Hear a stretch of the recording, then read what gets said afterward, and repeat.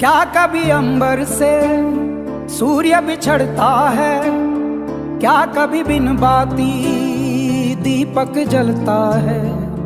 क्या कभी अंबर से सूर्य बिछड़ता है, क्या कभी बिन बाती दीपक जलता। निकेतन उच्च माध्यमिक विद्यालय जैसलमेर की ऑनलाइन स्टडी क्लास में आपका स्वागत अभिनंदन है।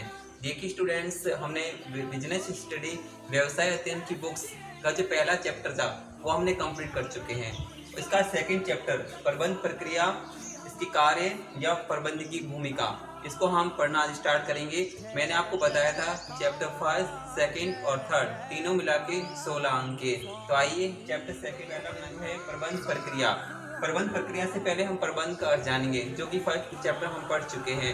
प्रबंध तब प्रारंभ होता है और तब तक जारी रहता है जब तक इस संगठन या संस्था में जो पूर्व निर्धारित लक्ष्य हैं उनको प्राप्त या हासिल न किया जा सके। वापिस रिपीट कर रहा हूँ, प्रबंध चाहे संगठन हो, चाहे संस्थान हो, चाहे उपक्रम हो, इसके जो पूर्व निर्धारित लक्ष्य हैं उनको प्राप्त करने तक प्रबंध हमेशा संगठन क्षेत्र में जारी रहता है।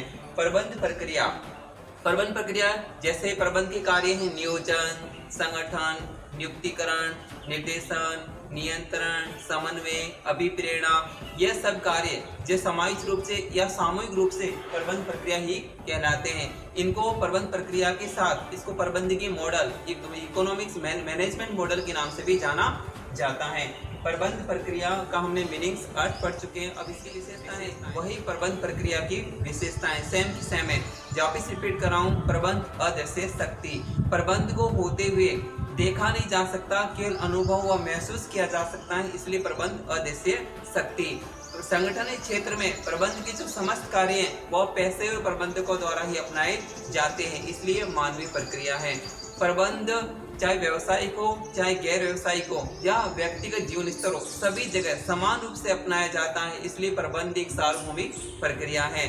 प्रबंध प्रक्रिया का अर्थ और इसकी विशेषताएं ये हमने कंप्लीट कर चुके हैं। अब हम आगे बढ़ते हैं। प्रबंध प्रक्रिया के चरण और विभिन्न विद्वानों विशेषज्ञों ने भिन्न भिन्न चरण और प्रक्रियाएं घटक बताए। जैसे विद्वान का सबसे पहले जो नाम है वो है रॉल्फ डेविस।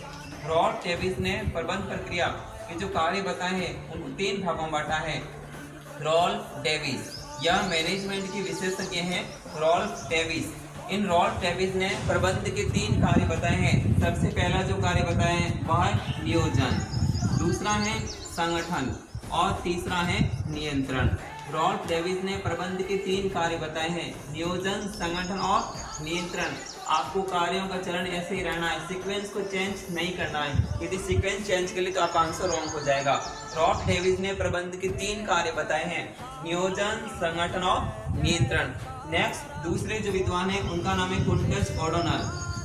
सेकंड जो विद्वान है उनका नाम है कुंटज ओडोनेल। कुंटज ओडोनेल ने प्रबंध के 5 कार्य बताए हैं। आपसे पूछे कुंटज ओडोनेल ने प्रबंध प्रक्रिया के कितने चरण या कार्य बताए हैं, तो आपको बताना है 5 कार्य बताए। सबसे पहले नियोजन, सेकंड है संगठन, पहला कार्य है नियोजन, दूसरा कार्य है संगठन, तीसरा कार्य है नियुक्तिकरण और चौथा कार्य है निर्देशन और 5वां कार्य है नियंत्रण। कुंटज ओडोनेल ने प्रबंध के 5 कार्य बताए हैं, नियोजन, संगठन, नियुक्तिकरण, निर्देशन और नियंत्रण। आपके कार्यों का सीक्वेंस ऐसे ही रहना चाहिए, कार्यों को आगे पीछे करने से आपका आंसर रॉन्ग हो जाएगा। लास्ट जो कार्य है वो है नियंत्रण। सबसे पहले रॉल्फ डेविस, सेकंड विद्वान है कुंटज ओडोनेल। इन्होंने प्रबंध के 5 कार्य बताए हैं, नियोजन, संगठन, नियुक्तिकरण, निर्देशन और नियंत्रण। नेक्स्ट जो विद्वान है उनका नाम है हेनरी फ्योल, जिनको आधुनिक प्रबंध का जनक भी कहा जाता है। हेनरी फ्योल ने भी प्रबंध के 5 कार्य बताए, जिसमें नियोजन, संगठन, आदेश, समन्वय और नियंत्रण। हेनरी फ्योल ने प्रबंध के 5 कार्य बताए। सबसे पहला है नियोजन, दूसरा है संगठन, तीसरा आदेश, चौथा समन्वय और 5वां कार्य है नियंत्रण। इसके बाद चौथे नंबर के जो विद्वान है उनका नाम है उर्विक। उर्विक ने प्रबंध के 7 कार्य बताए हैं, नियोजन, संगठन, निर्देशन, नियंत्रण, समन्वय, संदेशवहन, पूर्वानुमान और जांच। और सबसे अंतिम जो विद्वान है मैनेजमेंट के, उनका नाम है लूथर गुलिक। लूथर गुलिक ने प्रबंध के 7 कार्य बताए हैं, नियोजन, संगठन, निर्देशन, नियंत्रण, समन्वय, बजटिंग और विवरण देना। ये वापस डिटेल से कार्य मैं आपको नोट्स में भेज दूंगा। जो विद्वान है और विद्वान प्रबंध के कौन कौन से कार्य बताएं, ये बोर्ड एग्जाम बहुत इंपॉर्टेंट क्वेश्चन है। इसके बाद हम पढ़ते हैं आगे प्रबंध प्रक्रिया के कार्य। प्रबंध प्रक्रिया के कार्यों को मोटे तौर पर दो भागों में बांटा गया है। पहला है प्राथमिक कार्य और दूसरा है सहायक कार्य।